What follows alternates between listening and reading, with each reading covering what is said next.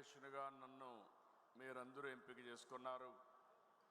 ఈ సందర్భంగా నా ఎంపికకు సహకరించిన ప్రతి ఒక్కరిని పేరు పేరున మనస్ఫూర్తిగా నమస్కారాలు, అభినందనలు, శుభాభినందనలు, ధన్యవాదాలు. ఇది ఒక చరిత్ర. ఇన్ని సంవత్సరాలుగా పార్టీ అధ్యక్షుడిగా ఉంటూ పార్టీని సమర్థవంతంగా నడిపించడానికి భగవంతుడు నాకు ఎంత శక్తి ఇస్తే అంత శక్తిని ఉపయోగించుకొని పనిచేశాను. ఈరోజు మళ్ళీ 2 సంవత్సరాలు మీరందరూ కలిసి నా మీద ఉంచిన నమ్మకాన్ని నిలబెట్టుకుంటానని మరొక్కసారి ప్రతి ఒక్క నాయకుడికి, కార్యకర్తకు విజ్ఞప్తి చేస్తున్నాను. వేదిక పైన ఉండే నాయకులు కానీ, ఈరోజు ఈ జనరల్ బాడీకి వచ్చిన నాయకులందరికీ కూడా మనస్ఫూర్తిగా ధన్యవాదాలు తెలియజేసుకుంటూ, మీరు నా మీద ఒక బాధ్యత పెట్టారు. ఈ బాధ్యత నా ఒక్కడి వల్ల సాధ్యం కాదు. నా బలం, బలగం తెలుగుదేశం పార్టీ, ముఖ్యంగా ఇక్కడ ఉండే నాయకత్వం అని చెప్పి కూడా నేను మీకు తెలియజేసుకుంటున్నా. మీరు నిన్న ఈరోజు ఏ స్ఫూర్తి అయితే ఇచ్చారో, ఎంత బ్రహ్మాండంగా అయితే మీరు సహకరించారో మీ సహకారం చూస్తున్నాను. నా జీవితంలో ఎప్పుడూ చూడని విధంగా కడప మహానాడు జరిగింది. ఎన్నో మహానాడులు చేశాం. కడప మహానాడు అన్ని మహానాడుల కంటే ప్రత్యేకమని మరొకసారి మీ అందరికీ విజ్ఞప్తి చేస్తున్నాను. ఈ మహానాడుకు కారణమైనటువంటి కడప జిల్లా నాయకత్వాన్ని, రాష్ట్ర నాయకత్వాన్ని మనస్ఫూర్తిగా అభినందిస్తున్నా. ఇక్కడ అరేంజ్మెంట్స్ కానీ, ఇక్కడ చేసిన ఏర్పాట్లు కానీ చాలాసార్లు చూసాం, కానీ ఇంత మెజెస్టిక్గా ఎప్పుడూ రాలేదు. అదే సమయంలో కార్యకర్తల్లో పట్టుదల చూశాను, నాయకుల్లో పట్టుదల చూశాను. నిన్న ఉదయం నుంచి మిమ్మల్ని చూస్తున్నాను.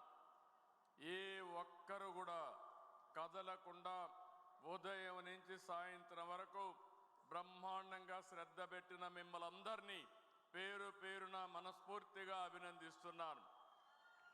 నిన్నంతా కూడా అర్థవంతమైన చర్చలు జరిగాయి. ఏదైతే 6 శాసనాలు, అదే సమయంలో రాబోయే 40 సంవత్సరాలకు ఒక ప్రణాళిక, ఈ 2 కూడా చూసినప్పుడు నాకు ఏమాత్రం అనుమానం లేదు. తెలుగు వారి చరిత్ర ఉన్నంత వరకు తెలుగుదేశం పార్టీ ఉంటుంది. తెలుగుదేశం పార్టీ ఎప్పుడు వారికి సేవలు అందించి అనునిత్యం తెలుగు జాతిని, ఒకటే విషయం మనం గుర్తుపెట్టుకోవాలి, ప్రపంచంలో అగ్రస్థానంలో తెలుగు జాతిని పెట్టే శక్తి, సామర్థ్యం ఒక్క తెలుగుదేశం పార్టీకి తప్ప వేరే వాళ్లకు లేదని మరొకసారి విజ్ఞప్తి చేస్తున్నారు. ఈరోజు ఉదయం నుంచి కూడా ఒక యుగ పురుషుడి యొక్క జన్మదినాన్ని మనం జరుపుకున్నాం. ఇవన్నీ ఒకసారి తలుచుకుంటే మనం ఇంత బ్రహ్మాండంగా ఏ విధంగా చేయగలుగుతున్నాం అనేది మనకే ఆశ్చర్యం వేసే విధంగా కార్యక్రమాలు అవుతున్నాయి. ఈరోజు మళ్ళీ కొన్ని తీర్మానాలు మనం చేసుకున్నాం. నిన్న విషయాలు నేను ఈరోజు ప్రస్తావించడం లేదు. మళ్ళీ రేపు మనకు పబ్లిక్ మీటింగ్ ఉంటుంది. ఈరోజు నిన్న మొన్న చూశారు, మొన్న వర్షాలు పెద్దగా పడ్డాయి. మహానాడు జరుగుతుందా లేదా అని అనుమానం వచ్చింది. కడాన వరుణ దేవుడు కూడా సహకరించి నిన్న ఉదయం నుంచి ఇప్పటి వరకు పూర్తిగా సహకరించాడు. నాకు నమ్మకం ఉంది, రేపు కూడా సహకరిస్తాడు. మన మీటింగు దిగ్విజయంగా బ్రహ్మాండంగా జరుగుతుందనేది.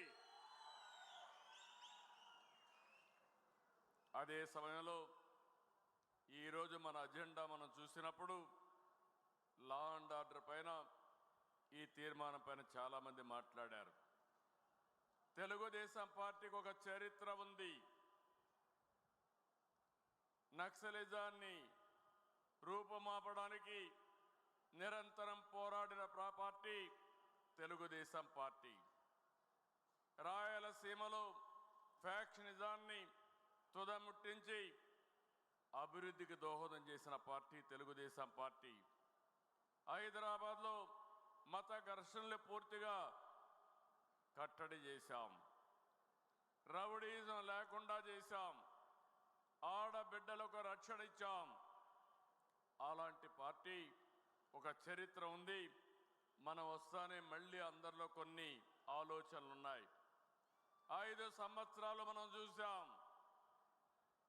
ఆస్తులకు రక్షణ లేదు. ఎక్కడ చూసినా డ్రగ్స్ వచ్చాయి.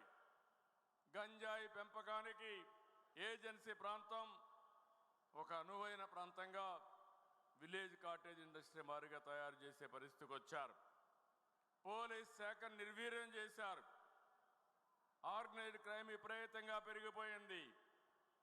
కడాన ఏ స్థాయికి వెళ్ళిపోయారంటే ఆనాటి ఒక ప్రభుత్వంలో ఉండే అధినేతే బాబా, అప్పట్లో అధినేత కాదు కానీ అపోజిషన్ ఉండే వ్యక్తి బాబాయిని చంపి ఆ హత్య మన మీదేసి అధికార దుర్వినియోగం చేసి తప్పించుకోవడానికి ప్రయత్నం చేసే పరిస్థితికి వచ్చారు. ఇవన్నీ చూసిన తర్వాత మనకు కొన్ని సవాళ్ళు వచ్చాయి. కానీ ఒకే ఒక విషయం ఈరోజు మీ అందరికీ హామీ ఇస్తున్నాను. లా అండ్ ఆర్డర్ అంటేనే తెలుగుదేశం పార్టీ వస్తే అందరికీ రక్షణ ఉంటుంది.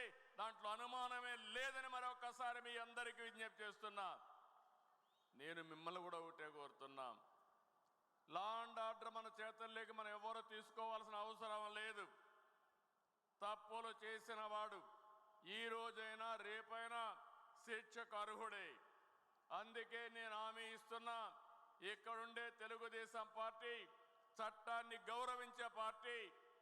నా కుటుంబ సభ్యులు ఎక్కడ కూడా నేరాలు లేకుంటే ఘోరాలు ఎప్పుడు చేయలేదు. ఆ క్రమశిక్షణ మీరు పాటించండి.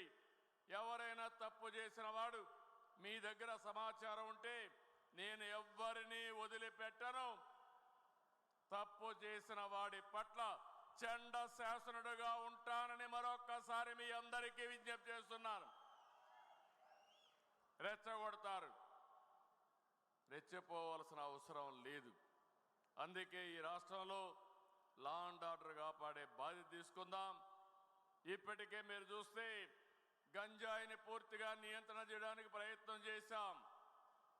ఎక్కడికక్కడ ఈగల్ డిపార్ట్మెంట్ పెట్టి ప్రత్యేకమైన శ్రద్ధ పెట్టి నేను ఒకటే చెప్తున్నాను. నిన్న ఈరోజు కొంతమంది నాకు సూచనలు చేశారు. ఎవరైతే గంజాయి కానీ డ్రగ్స్ కానీ పట్టుబడితే అమ్మినా లేకపోతే వ్యాపారాలు చేసినా అలాంటి వాళ్ళందరినీ వాళ్ళ ఆస్తులు కాన్ఫిస్కేట్ చేసి అవన్నీ కూడా బాధితుల రీహాబిలిటేషన్ ఖర్చు పెట్టమని చెప్పారు. అది ఒక మంచి సజెషన్. తప్పకుండా ఆలోచిస్తానని చెప్పి నేను మీకు తెలియజేస్తున్నా. రెండో విషయం మనం ఆలోచిస్తే ఇరిగేషన్, సాగునీటి శాఖ. ఈరోజు తెలుగుదేశం పార్టీ మీరు ఒక్క విషయం గుర్తుపెట్టుకోవాలి. రాయలసీమ ఒకప్పుడు కరువు సీమ. అందరూ నాయకులు అన్నారు రాయలసీమ ఎడారిగా మారిపోతుందని. నేను ముఖ్యమంత్రిగా నేనే విట్నెస్ చేశాను. ఏదైతే రాయదుర్గ కాన్స్టిట్యున్సీ మన కాలవ శ్రీనివాసులు గారి నియోజకవర్గం ఎడారిగా మారిపోతా ఉంటే దాన్ని ఎడారిగా మారిపోకుండా ఉండడానికి ప్రత్యేకమైన కార్యక్రమాలు చేపట్టాం. దేశంలో తక్కువ వర్షపాతం పడే జిల్లా అనంతపురం జిల్లా. అదే మరి రాయలసీమలో చాలామంది ఆశలుకున్నారు. కానీ ఈ సందర్భంగా మనం గుర్తుపెట్టుకోవాలి, రాయలసీమ ఎడారి కానీనని శపథం చేసి రాయలసీమకు నీళ్లు తెచ్చిన వ్యక్తి నందమూరి తారక రామారావు గారు. Telugu Ganga, Handri Neeva, Nagari, Galeru, KC canal modernisation కానీ ఇవన్నిటి కూడా ఆయన శ్రీకారం చుట్టాడు. ఆ తర్వాత నేను వచ్చిన తర్వాత దీని మీద ప్రత్యేకమైన శ్రద్ధ పెట్టాం. రాయలసీమ రాళ్లసీమ కాదు, కానీయం రాయలసీమను రత్నాల సీమగా తయారు చేస్తామని చెప్పిన పార్టీ, చెప్పిన వ్యక్తి నేనేనని చెప్పి మీకు తెలియజేస్తున్నా.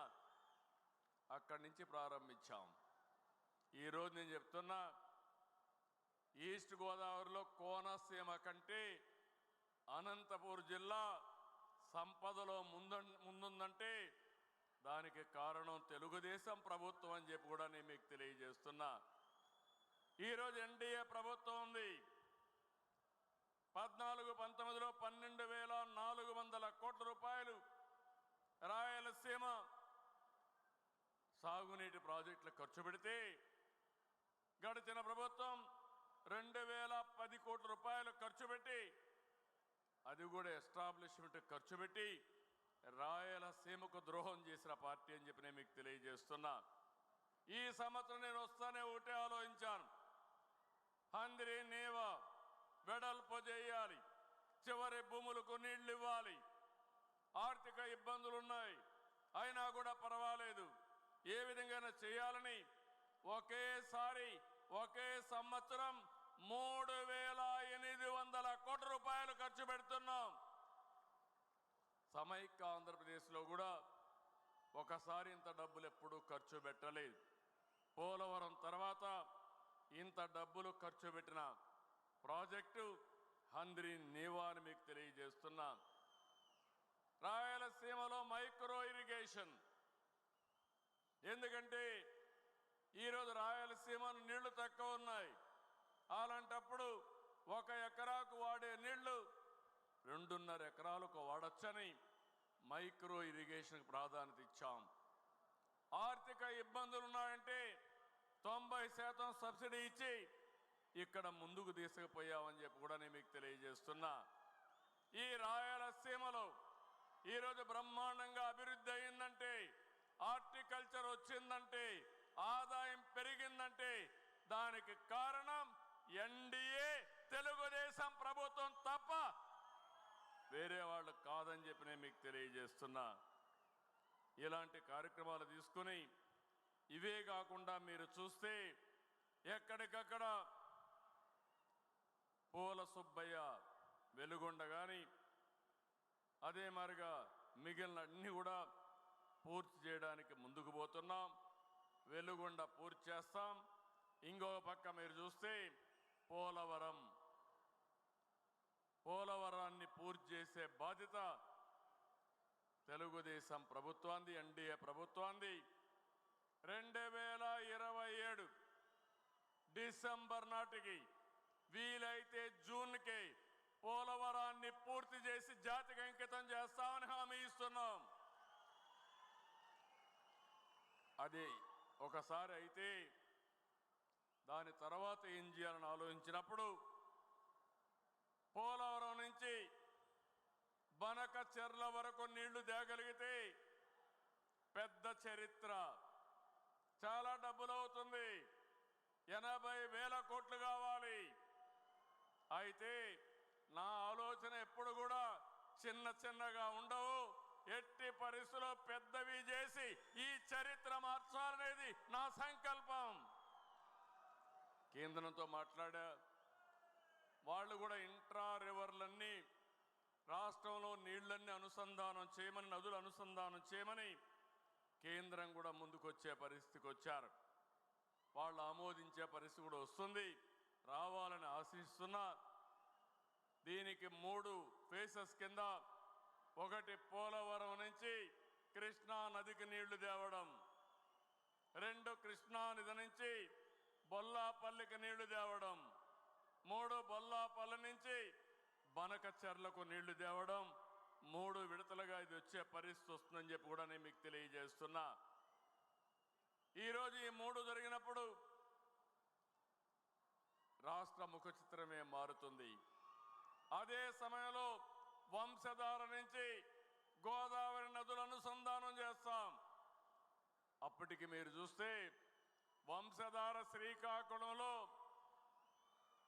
ఒరిస్సా బార్డర్లో ఉంటే అక్కడి నుంచి నీళ్లు వస్తే పెన్నా నది అనుసంధానం అయితే, మీరు ఒక్కసారి ఊహించినప్పుడు నదుల అనుసంధానం పూర్తిగా సంపూర్ణం అవుతుంది.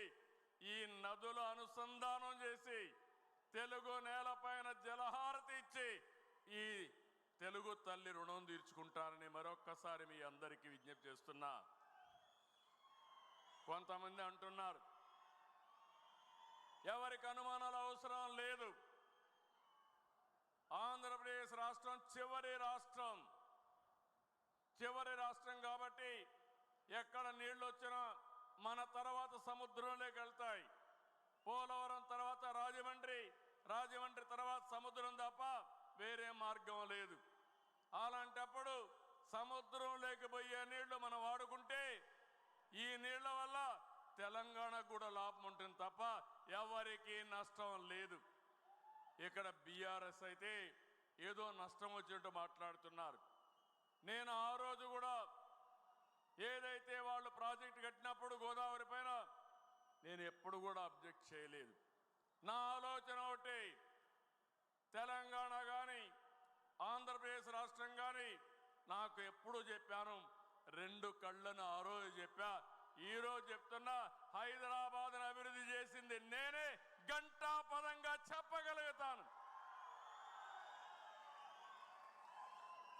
విభజన జరిగిన తర్వాత హైదరాబాద్ తెలంగాణ రాష్ట్రానికి చెందితే నేను గర్వపడ్డాను. ఈరోజు దేశంలోనే ఎక్కువ తలసరి ఆదాయం వచ్చే రాష్ట్రం తెలంగాణ రాష్ట్రం. దానికి నాంది పలికిన వ్యక్తి పార్టీ తెలుగుదేశం పార్టీ. మళ్ళీ నేను ఆలోచించే విధానం, అక్కడ వాళ్ళు చేస్తుంటే ఈ రాష్ట్రం కూడా బాగుపడాలి. 43 సంవత్సరాలుగా 47 సంవత్సరాలుగా నన్ను ఆదరించారు. మీ రుణం తీర్చుకోవాలనే ఉద్దేశంతోనే నేను రాత్రింబగళ్ళు పనిచేస్తున్నాను. అలాంటి సమయంలో తెలంగాణకు నష్టం జరగదు, గోదావరి నీళ్లు వాళ్ళు ఉపయోగించుకుంటారు. అదే మాదిరిగా అక్కడ మిగిలిన నీళ్లు ఇక్కడ కరువు ప్రాంతమైన రాయలసీమ మిగిలిన ప్రాంతాలు ఉపయోగించుకుంటారు. కడాన నా జీవితాశయం ఒకటే, ప్రతి ఎకరాకు నీళ్లు ఇచ్చి ఆంధ్రప్రదేశ్ రైతాంగం రుణం తీర్చుకోవాలని ఏకైక కోరిక తప్ప వేరే ఆలోచన లేదని మీ అందరికీ విజ్ఞప్తి చేస్తున్నా. ఇంకొక పక్కన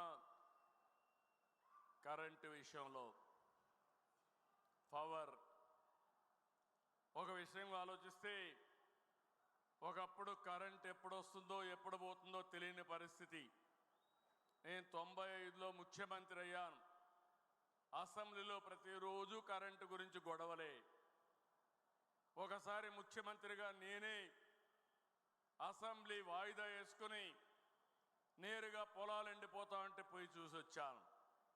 అప్పుడు అనిపించింది, ఇలాంటి దౌర్భాగ్యం మన దేశానికి ఏంటి, ఏం చేస్తే సమస్య పరిష్కారం అవుతుందని దేశంలోనే మొట్టమొదటిసారిగా పవర్ సెక్టర్ ప్రవేశపెట్టిన పార్టీ 98లో తెలుగుదేశం పార్టీ. దాంతో 2004కి పవర్ సర్ప్లస్కి వచ్చాం. కొంతమంది నన్ను అర్థం చేసుకోలేదు, ఆ రోజు కూడా అపోహలు సృష్టించారు. కానీ 2004లో అధికారం పోయింది, కానీ ఈ రాష్ట్రానికి శాశ్వతంగా పవర్ సమస్య పరిష్కారం చేసిన పార్టీ తెలుగుదేశం పార్టీ. 2004లో అధికారం వచ్చిన పార్టీ 10 ఏళ్ళు రాష్ట్రాన్ని పూర్తిగా నిర్వీర్యం చేశారు. 2014కి 22 మిలియన్ యూనిట్ల కొరత, 3 నెలల్లో కొరత అధిగమించి మిగులు కరెంటు ఉత్పత్తి చేశాం. సోలార్ విండ్ పైన ప్రాధాన్యత పెట్టాను. దాంతో ఖర్చు కూడా తగ్గే పరిస్థితి వచ్చింది. ఒక స్థాయిలో నేను ఒక స్టేట్మెంట్ ఇచ్చాను, ₹2కే సోలార్ వస్తుందని. అందరూ నన్ను ఎగతాళి చేశారు. ఈరోజు మీరు చూస్తే ₹2 కానీ ₹2.40 వచ్చే పరిస్థితి వస్తూ ఉంది. కానీ సోలార్ ప్యానెల్స్ దొరికితే ఇంకా చౌకగా వచ్చే అవకాశం వస్తుంది. అదే సమయంలో ఇది కరెంట్ అంతా కూడా డే టైమే వస్తుంది, ఎండుంటే వస్తుంది, ఎండ లేకపోతే వచ్చే పరిస్థితి లేదు. మనం ఆ రోజన్నీ సెట్ చేశాం. కానీ మళ్ళీ 2019లో మనం ఓడిపోయిన తర్వాత మన మీద కక్షతో ఒప్పందాలను రద్దు చేసి చట్ట వ్యతిరేకంగా పనిచేసి కరెంటు తీసుకోకుండా 9,000 కోట్ల రూపాయలు కోర్టు ద్వారా ఆదేశాలు వస్తే మొట్టికాయలు వేస్తే 9,000 కోట్ల రూపాయలు పే చేశారు. ఉచితంగా వచ్చే కరెంటు వాడకుండా చేసి 9,000 కోట్ల రూపాయల నష్టపరిహారం కట్టే పరిస్థితికి వచ్చారు. 5 సంవత్సరాలు వీళ్ళు చేసిన పనికి 1,12,422 కోట్ల రూపాయలు బకాయిలు అయిపోయినాయి. 9 సార్లు కరెంటు ఛార్జీలు పెంచారు. 32,166 కోట్ల రూపాయలు పెంచారు. మళ్ళీ నేను 4వసారి ముఖ్యమంత్రి అయితే మళ్ళా యథాస్థితే. అయితే ఈరోజు నేను ఒకటే ఆలోచిస్తున్నాను, మళ్ళీ ఈ రాష్ట్రంలో ఏ మాత్రం కూడా కరెంటు కొరత లేకుండా చేయాలని, శాశ్వత పరిష్కారం తేవాలని ఈరోజు నేను కార్యక్రమాలు చేపట్టాను. ఆంధ్రప్రదేశ్ని క్లీన్ ఎనర్జీ, గ్రీన్ ఎనర్జీ హబ్గా తయారు చేస్తున్నాం. సోలార్కు ప్రాధాన్యత ఇచ్చాను, విండ్కు ప్రాధాన్యత ఇచ్చాం, పంపుడ్ ఎనర్జీ కూడా ప్రాధాన్యత ఇచ్చాం. 160 గిగావాట్లు కరెంటు ఉత్పత్తి చేయాలని లక్ష్యంగా పెట్టుకున్నాం. 10 లక్షల కోట్ల రూపాయలు పెట్టుబడులు వస్తాయి. దీనివల్ల 7,50,000 మందికి ఉద్యోగాలు వస్తాయి. ఇప్పటికే ఈ రంగంలో మీరు చూస్తే 6 లక్షల కోట్ల రూపాయల పెట్టుబడులు వచ్చాయి. 58 గిగావాట్ల కరెంటు, గ్రీన్ కరెంట్ వచ్చే పరిస్థితి వస్తూ ఉంది. ఎన్టీపీసీ కానీ, హీరో ఫ్యూచర్ కానీ, ఆస్థా గ్రీన్ కానీ, Ecoren, Tata power, Vedanta group, Reliance power, ACME, ReNew power, Evergreen లాంటివి చాలా వచ్చాయి. ఇవన్నీ మీరు చూస్తే రాయలసీమలో ఎక్కువ వస్తున్నాయి. ఇది ఒక గ్రీన్ ఎనర్జీ హబ్గా తయారవుతుంది.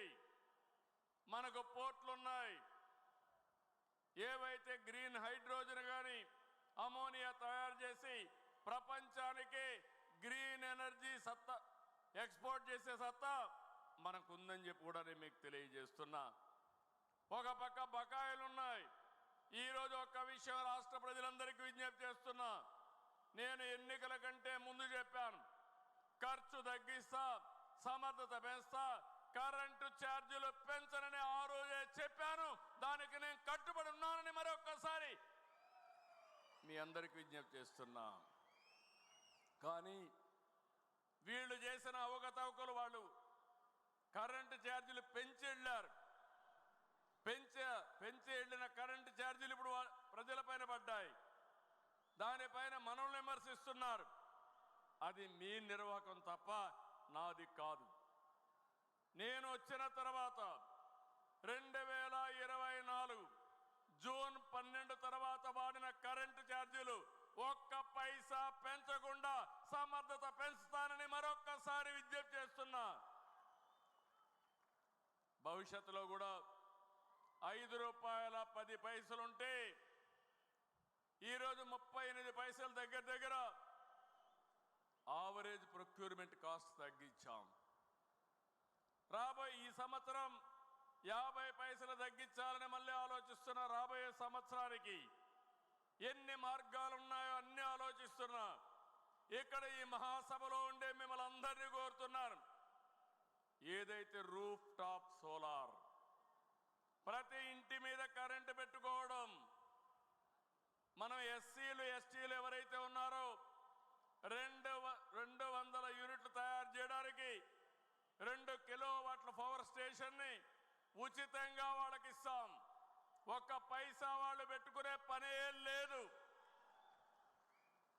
ఆ తర్వాత కరెంటు వాళ్ళు వాడుకొని మిగిలిస్తే దానికి కూడా ₹2.8 చొప్పున వాళ్ళకు డబ్బులు కూడా ఇస్తాం. ఇంకో పక్క బీసీలు ఉన్నారు, వాళ్ళందరికీ విజ్ఞప్తి చేస్తున్నాను. 2 కిలోవాట్లయితే ₹60,000 సబ్సిడీ, 3 కిలోవాట్లయితే ₹78,000 సబ్సిడీ.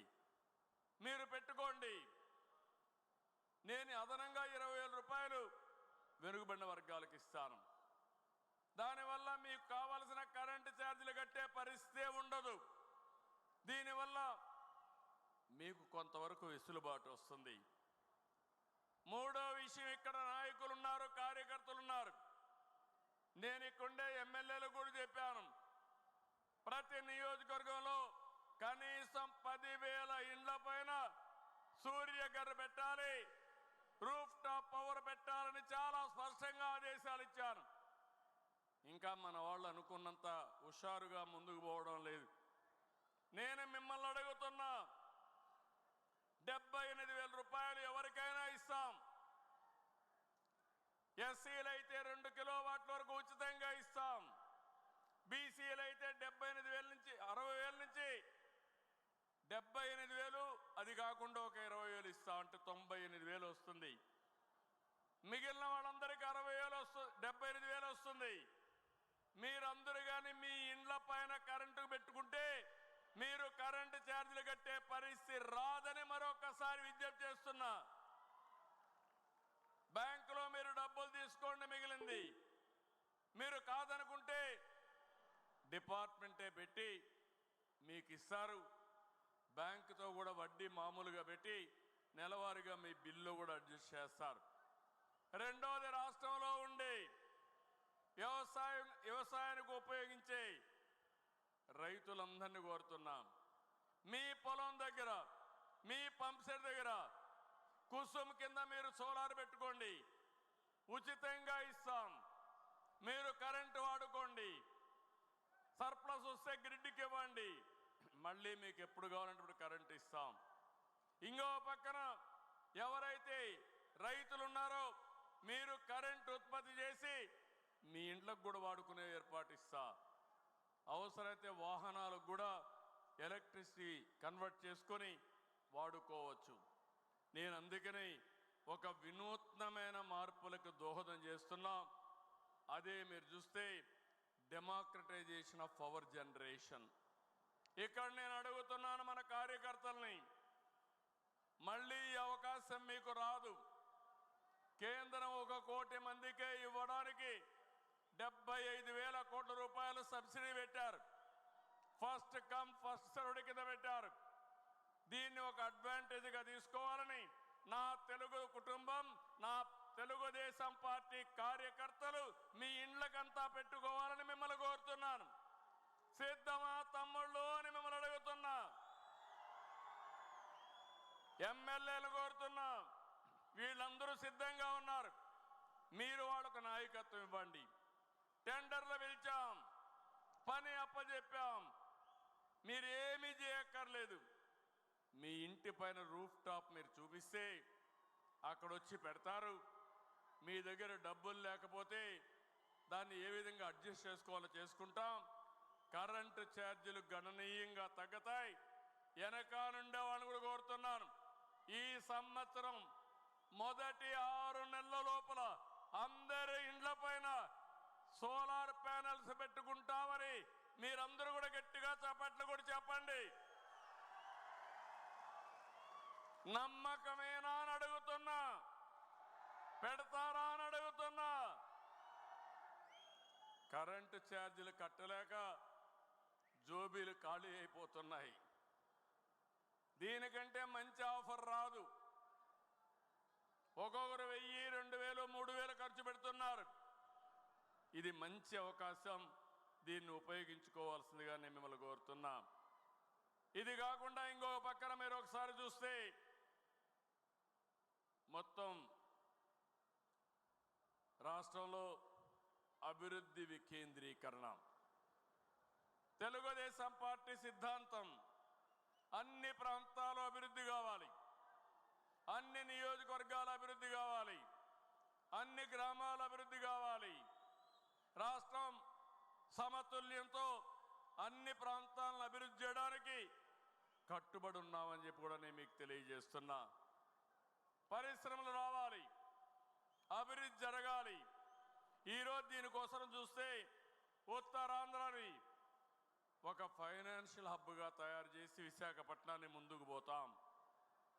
విశాఖపట్నానికి మీరు ఒకసారి చూసినప్పుడు ఆంధ్రుల హక్కు, విశాఖ ఉక్కు, ఎన్నో ఉద్యమాలు జరిగాయి. వైఎస్ఆర్ కాంగ్రెస్ పార్టీ పట్టించుకోలేదు. నేను ముఖ్యమంత్రి అవుతానే మీరందరూ కూడా ఓట్లేశారు. ఎన్డీఏతో కలిశాం. దానివల్ల కేంద్రం కూడా ముందుకొచ్చి 11,440 కోట్ల రూపాయలు విశాఖపట్నం స్టీల్ ప్లాంట్కి ఇచ్చారు. మనం కూడా కరెంటు ఛార్జీలన్నీ మాఫీ చేసుకున్నాం. నీళ్లు కూడా ఛార్జెస్ అన్నీ రీషెడ్యూల్ చేశాం. సెక్యూరిటీ ఇచ్చాం. ఇలాంటివన్నీ మనం కూడా చేసి ఎట్టి పరిస్థితుల్లో విశాఖపట్నం స్టీల్ ప్లాంట్ క్లోజ్ కాకూడదు, ప్రైవేటు పరం కాకూడదని ఆలోచించి సెంటిమెంట్ ప్రకారం పనిచేస్తున్నాం. ఈరోజు విశాఖపట్నానికి ఇదే కాదు, విశాఖపట్నం జిల్లా ఒక స్టీల్ జిల్లాగా తయారవుతుంది, ఉక్కు నగరంగా తయారవుతుంది.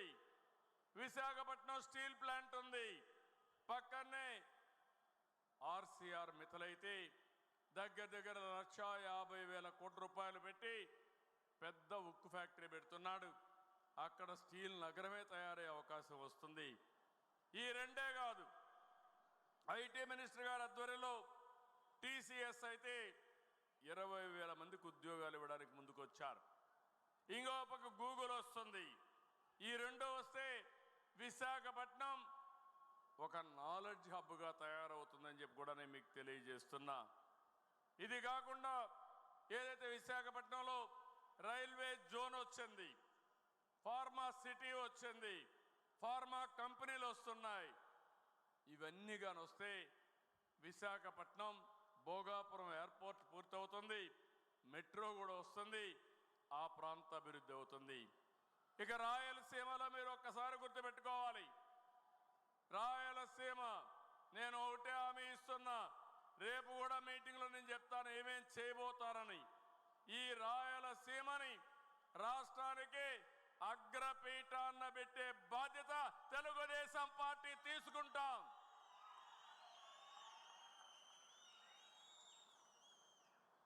మొన్ననే ఈ ప్రభుత్వం వస్తానే కొప్పర్తి, ఓర్వకల్ 2 ఇండస్ట్రీలకి కేంద్రం గ్రాంట్ ఇచ్చారు, టెండర్లు పిలిచాం.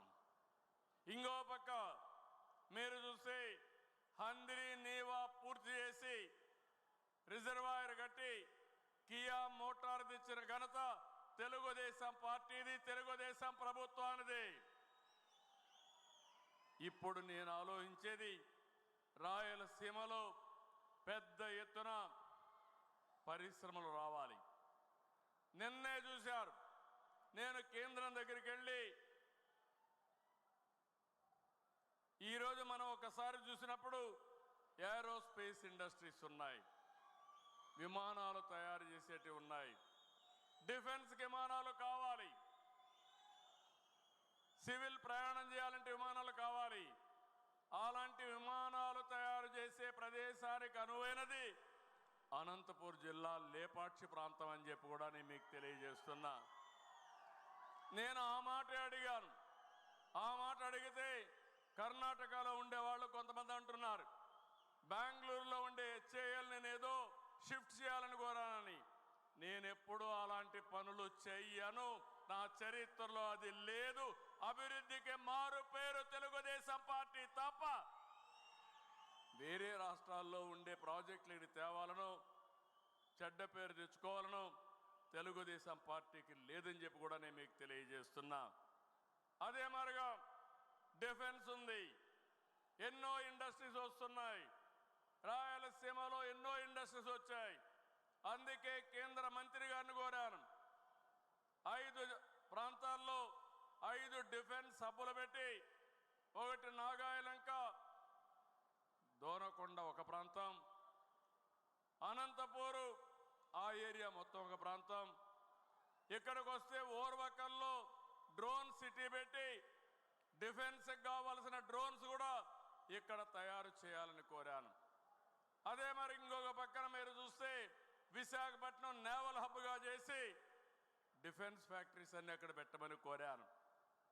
ఇవన్నీ వస్తే మన పిల్లలకు ఉద్యోగాలు వస్తాయి, లేటెస్ట్ టెక్నాలజీస్ వస్తాయి.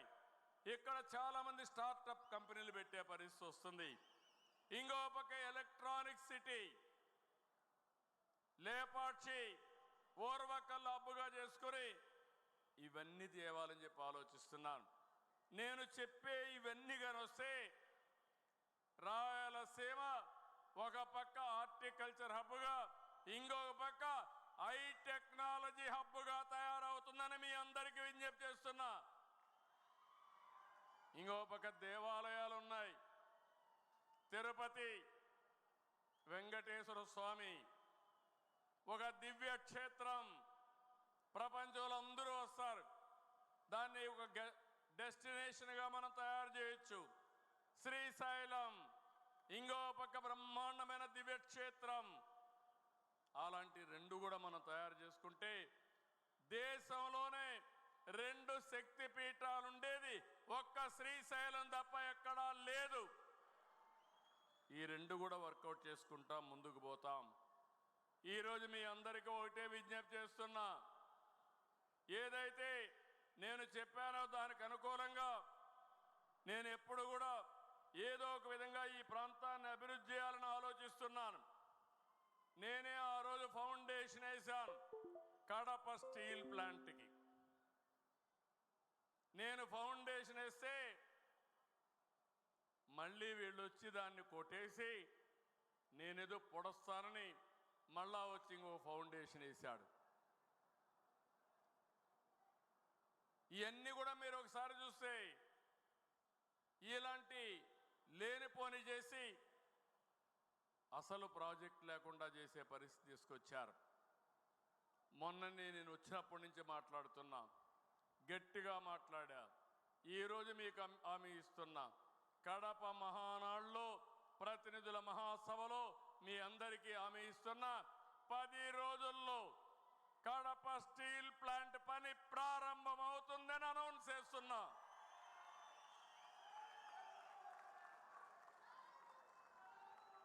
ఫేజ్ 1 4,500 కోట్లు. భగవంతుడు కరుణిస్తే ఫేజ్ 2 కూడా ఇంకొక 4,500 కోట్లు. 9,000 కోట్ల రూపాయలతో రాయలసీమ స్టీల్ ప్లాంట్ వస్తే ఫేజ్ 1 పూర్తి చేసుకోగలిగితే ఫేజ్ 2 కూడా సుజావుగా వస్తుంది. దీనివల్ల 3 MTPA కెపాసిటీతో ముందుకు పోవాలనుకుంటున్నాం. 3,000 మందికి ఉద్యోగాలు వస్తాయి. మొన్నే జిందాల్తో మాట్లాడా. నేను ఒకటే చెప్పాను, ఇంకా ఏమాత్రం కూడా డిలే కాకుండా జూన్ 12వ తారీఖుకి ఈ ప్రభుత్వం వచ్చి 1 సంవత్సరం అవుతుంది. అంత లోపలనే మీరు ప్రారంభించండి. అవసరమైతే నేను కూడా వచ్చి కొబ్బరికాయ కొడతాను తప్ప మళ్ళీ ఫౌండేషన్ అయ్యను, మళ్ళీ నేనే వచ్చి ఇనాగరేషన్ చేస్తాను, ప్రారంభం చేస్తానని చాలా స్పష్టంగా చెప్పాను. అది మన యొక్క పట్టుదల. ఈ రాష్ట్రానికి కొన్ని వనరులు ఉన్నాయి. ఆ వనరులు ఉపయోగించుకొని మనం అభివృద్ధిలో ముందుకు పోవాల్సిన అవసరం ఉంది. మన మీద ఒక నమ్మకం ఉంది. దేశంలోనే 1 సంవత్సరంలో ఇంత పెద్ద ఎత్తున పెట్టుబడులు రాలేదు. మొన్నటి వరకు ఈజ్ ఆఫ్ డూయింగ్ బిజినెస్ మాట్లాడాం. ఇప్పుడు నేను మాట్లాడేది స్పీడ్ ఆఫ్ డూయింగ్ బిజినెస్ మాట్లాడుతున్నా. ఎమ్మెల్యేలకు కూడా చెప్పాను, 175 నియోజకవర్గాల్లో ఇండస్ట్రియల్ పార్క్స్ పెట్టాలి. అక్కడ ఇండస్ట్రీస్ని ప్రమోట్ చేయాలి. ప్రతి ఒక్క ఇంటికి ఒక ఎంటర్‌ప్రెన్యూర్ని తయారు చేయాలి. రతన్ టాటా ఇన్నోవేషన్ హబ్ పెడుతున్నాం. అమరావతిలో హెడ్ క్వార్టర్ ఉంటుంది. విశాఖపట్నం, రాజమండ్రి, విజయవాడ, తిరుపతి, అనంతపురం కేంద్రాలుగా 5 హబ్బులు ఉంటాయి. ప్రతి ప్రాంతాన్ని అభివృద్ధి చేయడం ఒక ధ్యేయంగా పెట్టుకొని ముందుకు పోతున్నామని చెప్పి కూడా నేను మీకు తెలియజేస్తున్నా. అదే సమయంలో రోడ్లు మీరు చూశారు, మొత్తం గుంతలు చేసి రోడ్లన్నీ అధ్వానం చేస్తే నేను ఒకే మాట చెప్పా, తెలుగుదేశం వస్తానే రోడ్లు బాగా చేస్తామని చెప్పి ఒకేసారి పార్ట్ హోల్ ఫ్రీ రోడ్స్ చేసిన పార్టీ ఎన్డీఏ అని చెప్పి కూడా నేను మీకు తెలియజేస్తున్నా. ఏం తమ్ముళ్ళు, రోడ్లు బాగున్నాయా లేదా, ఇంప్రూవ్ అయినాయా లేదా అని మిమ్మల్ని అడుగుతున్నా. రోడ్లన్నీ గుంతలు తువ్వేసి ఈరోజు రోడ్లు బాగా చేశాం. నేను ఒకటే హామీ ఇస్తున్నా, R&B రోడ్స్కి ప్రాబ్లం లేదు. వినూత్నంగా ఆలోచిస్తున్నా. One of the best logistics హబ్గా ఆంధ్రప్రదేశ్ని తయారు చేయాలని దగ్గర 1,20,000 కోట్ల రూపాయలు నేషనల్ హైవేస్ పైన ఖర్చు పెడుతున్నాం. దగ్గర 90,000 కోట్ల రూపాయలు రైల్వేస్ మీద ఖర్చు పెడుతున్నాం. R&B రోడ్స్ని పూర్తిగా ఇచ్చేస్తాం. తెలుగుదేశం పార్టీ హయాంలో 24,000 కిలోమీటర్లు గ్రామాల్లో సిమెంట్ రోడ్లు వేసిన పార్టీ తెలుగుదేశం పార్టీ అని చెప్పి కూడా నేను మీకు తెలియజేస్తున్నా. ఇవన్నీ కూడా మనం చేసి టూరిజానికి ఎక్కువ ప్రాధాన్యత ఇస్తున్నాం. భవిష్యత్తు అంతా కూడా టూరిజమే. నేను ఎప్పుడో మాట్లాడా, all isms are over. Communism లేదు, క్యాపిటలిజం లేదు, సోషలిజం లేదు. రాబోయే రోజుల్లో ఉండబోయేది ఒకే ఇజం, అది టూరిజం అని ఎప్పుడో చెప్పా. టూరిజం వల్ల ఉపాధి కలుగుతుంది. ప్రతి ఒక్కరికి కూడా ఈజీగా ఉద్యోగాలు వచ్చే అవకాశం వస్తుంది.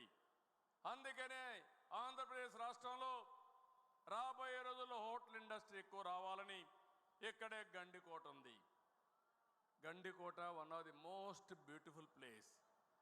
ప్రపంచంలోనే టాప్ 10 బ్యూటిఫుల్ ప్లేసుల్లో గండిపేట ఒకటి. అంత మునుపు అభివృద్ధి ప్రారంభించాం, మళ్ళీ ఆగిపోయింది. నేను ఒకటే మీ అందరికీ హామీ ఇస్తున్నా, గండిపేటని బ్రహ్మాండంగా అభివృద్ధి చేసి మోస్ట్ ఇంపార్టెంట్ పర్యాటక కేంద్రంగా తయారు చేసే బాధ్యత ఈ ప్రభుత్వం తీసుకుంటాం. ఎయిర్పోర్ట్ ఉంది, గండికోట మంచి సీనరిక్ ప్లేస్ ఉంది, పక్కనే శ్రీశైలం ఉంది, పక్కనే ఒంటిమిట్ట ఉంది. ఇవన్నీ అభివృద్ధి చేయడం పెద్ద కష్టం కాదని కూడా మీ అందరికీ తెలియజేస్తున్నా. అదే మాదిరిగా కేంద్ర ప్రభుత్వం కూడా ఇంకో పక్క గండిపేటలో గండికోటలో నేను ఒక హామీ ఇచ్చాను. అక్కడికి వెళ్ళినప్పుడు అపోజిషన్లో ఉంటే కృష్ణదేవరాయలు స్టాచ్యూ 100 అడుగుల స్టాచ్యూ గండికోటలో పెడతామన్నాం. 1 సంవత్సరం లోపల దీన్ని కూడా పూర్తి చేస్తామని హామీ ఇస్తున్నాను. కేంద్రం చాలా వరకు అన్ని విషయాల్లో సహకరిస్తున్నారు. మనం కూడా నిధులు తెచ్చుకుంటున్నాం. ఎప్పుడు నేను పోయినా, ఢిల్లీకి పోయినా రాష్ట్ర ఆర్థిక పరిస్థితి గురించి చెప్తూనే వారు ఏ విధంగా నిధులకు సహకరిస్తారో అవన్నీ చెప్పి తీసుకొస్తున్నాం. ఈరోజు మీరు చూస్తే పోలవరానికి 12,500 కోట్లు ఇచ్చారు. అమరావతికి 15,000 కోట్ల రూపాయలు అరేంజ్ చేశారు. విశాఖపట్నం జోన్ పూర్తి అయింది. రైల్వే లైన్లు ఇప్పుడే చెప్పాను. గ్రీన్ ఎనర్జీకి ఎన్ని కావాలంటే అన్ని సూర్యగారు ఇస్తున్నారు. 2,000 మెగావాట్లు కుసుము కింద ఇచ్చే పరిస్థితికి వచ్చారు. ఇంకో పక్క గ్రీన్ ఎనర్జీ అంతా కూడా ట్రాన్స్మిషన్ కావాలంటే 28,000 కోట్లు అడిగాం. అది కూడా ఇవ్వడానికి ముందుకు వచ్చారని చెప్పి కూడా నేను మీకు తెలియజేస్తున్నా. ఈరోజు ఇవన్నీ చేసి రాబోయే రోజుల్లో మనందరం గుర్తుపెట్టుకోవాల్సింది, ఒక మంచి సమయంలో ఒక అవకాశం వచ్చింది. 5 ఏళ్ళు నష్టపోయాం. మళ్ళీ నేనొక్కరే పనిచేయడం కాకుండా మీరు, నేను అందరం కలిసి పనిచేస్తే ఈ రాష్ట్రానికి మంచి రోజులు వస్తాయని చెప్పి కూడా నేను మీకు తెలియజేస్తున్నా. అదే సమయంలో చివరి రోజు కాబట్టి ఒకసారి ఎలక్షన్ మేనిఫెస్టో మీరు చూస్తే యువగళం పేరే మన ప్రజాగళం, మన ఎలక్షన్ మేనిఫెస్టో. సూపర్ 6లో ఇప్పటికే మీరు ఒకసారి చూస్తే ప్రతి ఇంటికి 3 గ్యాస్ సిలిండర్లు ఇచ్చాం. అదే మరిగా మనం ఇచ్చిన హామీలన్నీ కూడా తొందరలోనే పూర్తి చేస్తున్నాం. 3 కార్యక్రమాలను ఈరోజు తీసుకుంటున్నాం. ఇమ్మీడియట్గా స్కూల్స్ తెరిసే లోపల తల్లికి వందనం ఇచ్చి ఆడబిడ్డల రుణం తీర్చుకుంటాం. కేంద్రం ఎప్పుడిచ్చినా అన్నదాత ఇప్పటి నుంచి 3 ఇన్స్టాల్మెంట్స్లో 20,000 రూపాయలు నా రైతు అకౌంట్లో పడే బాధ్యత ఈ ఎన్డీఏ ప్రభుత్వం తీసుకుంటుంది. ఆగస్టు 15 నుంచి మా ఆడబిడ్డలు ఉచిత ప్రయాణం ఏర్పాటు చేస్తామని మరొకసారి హామీ ఇస్తున్నా. రేపు రాబోయే రోజుల్లో ఆడబిడ్డలకి వంట గ్యాస్కి ఇచ్చే డబ్బులు నేరుగా 4 నెలలకు ఒకసారి మీ అకౌంట్లోనే డబ్బులు వేసేస్తారని కూడా హామీ ఇస్తున్నా. అప్పుడప్పుడు మీరు ఇంట్లో పోయినప్పుడు, నాయకులు పోయినప్పుడు పేదవాళ్ళ ఇంట్లోకి వెళ్ళి ఒక కాఫీ పెట్టి మీరు కూడా తాగి ఈ సిలిండర్ మనమే ఇచ్చాం, గ్యాస్ మనమే ఇచ్చామని మీరు చెప్పే బాధ్యత తీసుకోమని మిమ్మల్ని అందరినీ కోరుతున్నా. ఎప్పుడు కూడా కార్యక్రమాలతో మీరు అసోసియేట్ కావాలి, గుర్తు చేయాలి. అప్పుడే మనకు మంచిది వస్తుంది. అదే మరిగా అన్న క్యాంటీన్ బ్రహ్మాండంగా జరుగుతూ ఉంది. పేదవాడికి కడుపు నిండా తిండి పెడితే సహించలేని వ్యక్తులు రాజకీయాల్లో ఉండడం రాజకీయాలకే అనర్థం అని చెప్పి కూడా నేను మీకు తెలియజేస్తున్నా. వచ్చిన వెంటనే 200 క్యాంటీన్లు పెట్టాం. అవసరమైతే ప్రతి నియోజకవర్గంలో క్యాంటీన్ పెట్టి పేదవాళ్లకు ఉచితంగా భోజనం పెట్టే కార్యక్రమాన్ని తీసుకుంటాం. 21 దేవాలయాల్లో, ఒక తిరుపతి దేవాలయమే కాదు, 21 దేవాలయాల్లో ప్రతి దేవాలయం దగ్గర ప్రసాదం పెట్టే కార్యక్రమం, అన్నదానం పెట్టే కార్యక్రమాన్ని కూడా ఏర్పాటు చేశామని చెప్పి కూడా నేను మీకు తెలియజేస్తున్నాను. ఇవి చేస్తూనే త్రాగునీటి సమస్య జటిలం చేశారు. కేంద్రం డబ్బులు ఇచ్చింది జేజేఎం కింద, కేంద్రం డబ్బులు ఇచ్చింది అర్బన్ ఏరియాలో అమృత్ కింద. ఇవి తేకుండా, ఖర్చు పెట్టకుండా ఫండ్స్ అన్ని డైవర్ట్ చేసి కేంద్రం మనల్ని బ్లాక్ లిస్ట్లో పెట్టే పరిస్థితికి వచ్చారు. స్కీమ్ కూడా అయిపోయే పరిస్థితి వచ్చింది.